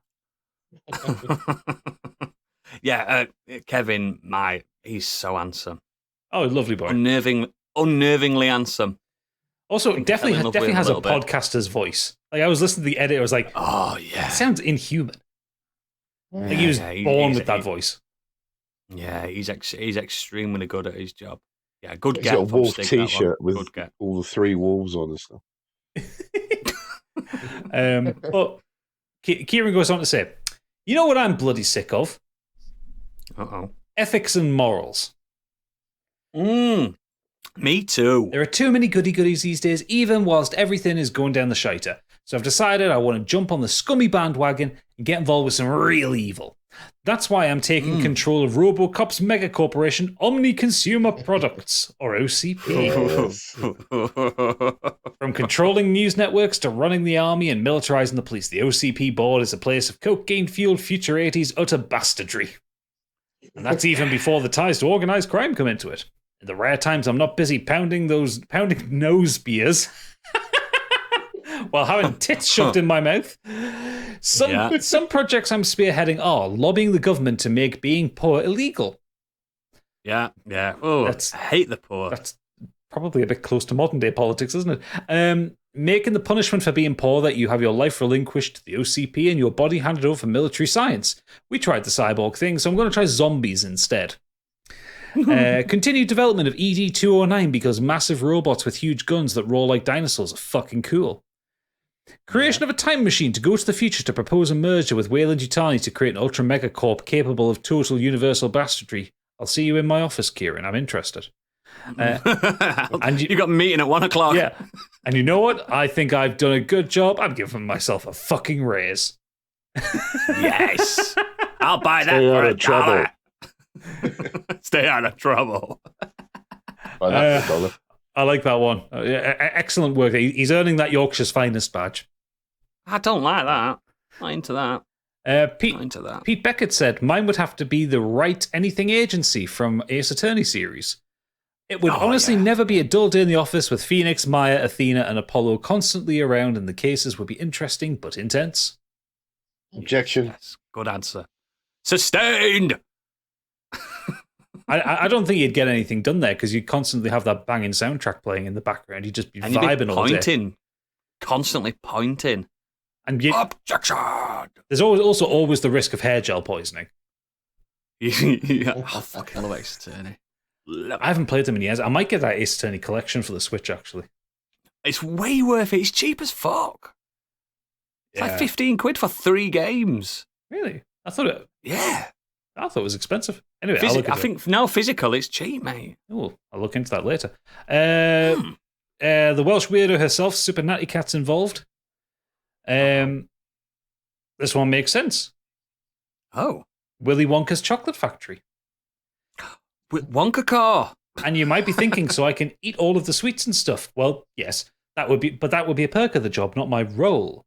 My job role would be spoiled dead child collector. Okay, it's gone Natty Cat. Oh. Child face down in a chocolate lake? Bring me my fat child hook. Oh my God. Child stuck in the tube? Bring me my Doc Martens and I'll boot his fat ass out.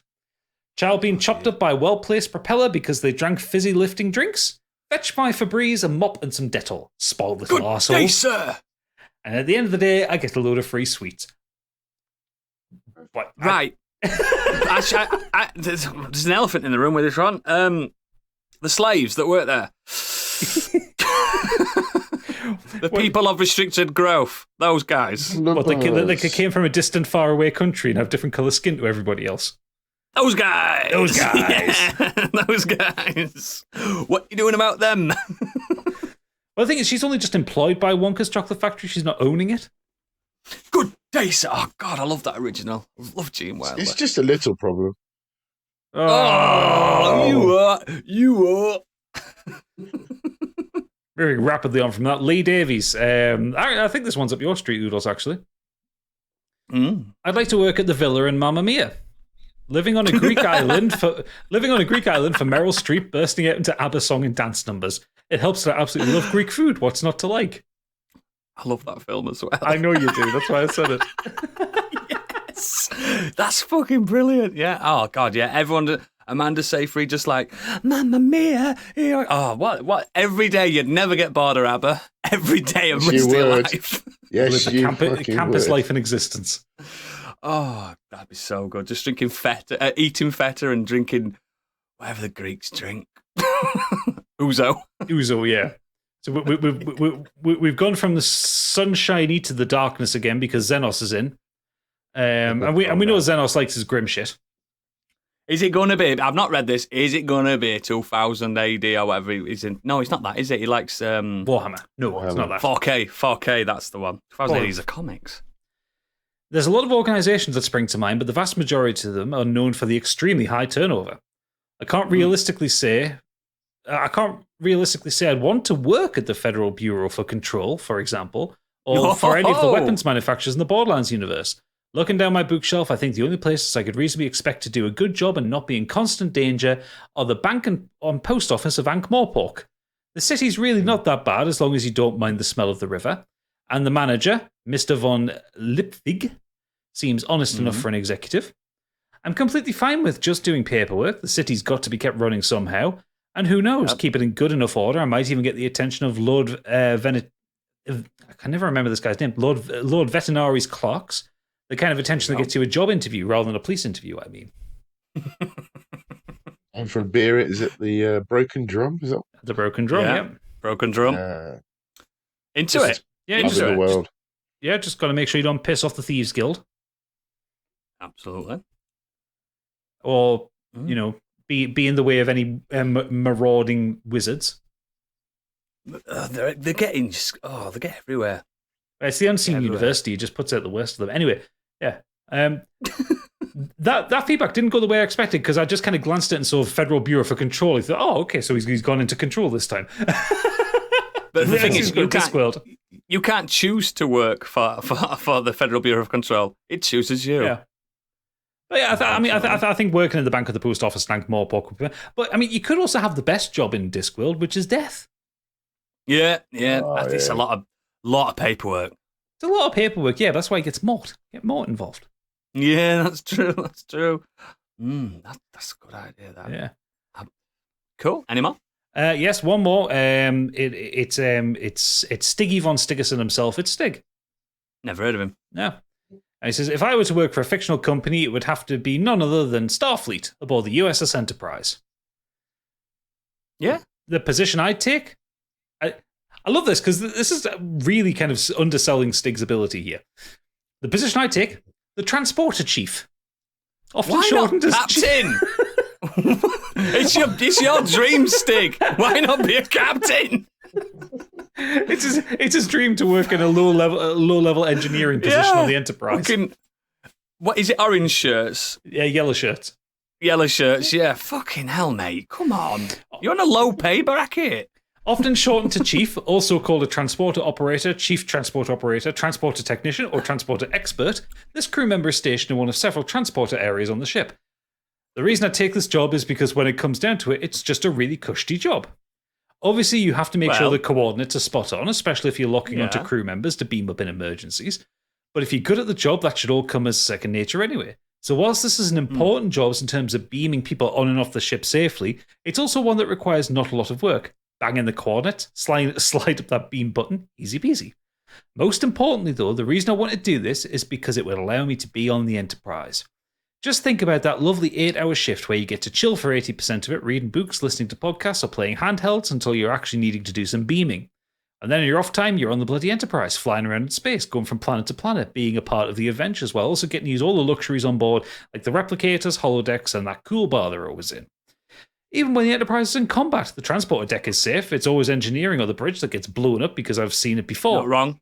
I'd be armed and waiting for anyone who managed to sneak over during a fight. Ain't no way anyone's catching me off guard. So yeah, I want to be on the Enterprise, and this seemed like a pretty cushy and safe role. Call me Chief O'Stig from now on.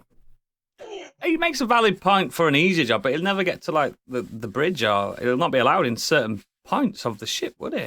Certain areas. Can someone who's better than Photoshop at me like kind of merge Colmini and Stig into one photo? Don't worry, I'm going to do it. I'm going to do it. Don't worry. I'm going to write that down. Actually, I'm going to write that down. Fucking hell! What? Why didn't you pick Captain? Oh dear. So random. It's not like Stig that as well. He likes to go for the this is my story. I'm Stig. He likes that, but he's gone quite humble on that one. Yeah. I bet even the lowest paid person, even the bartender on the Enterprise is on way more than any of us anyway. They've got to be on the fair whack. There's no money in Star Trek. Oh, there isn't, is there? It's shiny space communism. Yeah, it is. Oh, yeah. Fuck, so why bother being a captain? He's right. Why bother? Why bother? Well, it's a good benefits No need. involved, though. Yeah. I like his idea. No. I don't think the transporter chief gets to do that, though. No. They don't. They do no shagging. They're on a strict no shagging policy. Does it actually say it on the desk there? There's a sign. Yeah. Do not shag. Any guess? A cock with a red circle, the red line through it. Like the Ghostbusters logo. Yeah. With just a flaccid cock. With a few pubes sticking out of it. Oh, I'm going to do that as well. Bang into that. Is that it for the feedback? That's it for the feedback. Excellent. Love it. So, as always, links to all our extracurricular activities are in the show notes and at modernescapism.co.uk. And please consider becoming a patron to help support our endeavour. Next week, speaking of patrons, it will be our first Patron's Choice episode. Wow! What? So, if you are a patron, please look out for the post with the options that you can choose from. We've seen them. There's some scary ones in there, but it is all to do with careers, the career month and stuff. So, if you are a patron and you believe in democracy, please vote. And if you're not a patron, you can join from as little as £1 plus VAT per month. Absolutely. And get access to that. Or if you do the £5 plus VAT a month, then you'll get the extended editions of this episode. Yes, you will. Fans of democracy, and remember, feel free to riot and loot. Yeah, exactly. And remember, Modern Escapism is now a podcast network. We have 3 shows available. Ooh. We have Modern Escapism. We have Do Dragons Dream of Scorched Sheep and Deep Dive Lounge. Please check those out. All of them. Even if you don't like them, give them all 5-star reviews. Yes.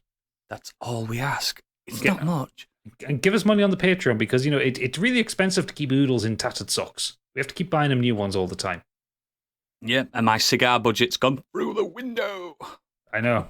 1 cigar a month, it's ridiculous. A lot of things he's Cubans. The Deep Dive is awesome. The 2 that I've listened to so far are excellent. Well, thank you.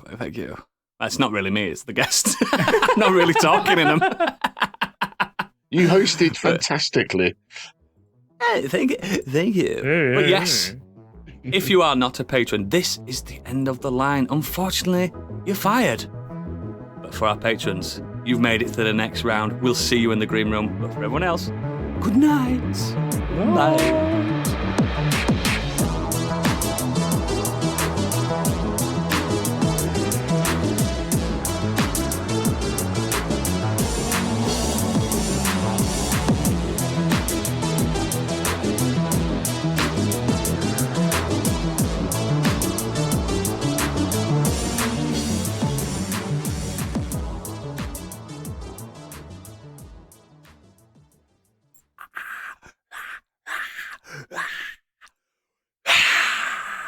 That's how I get rid of hangovers.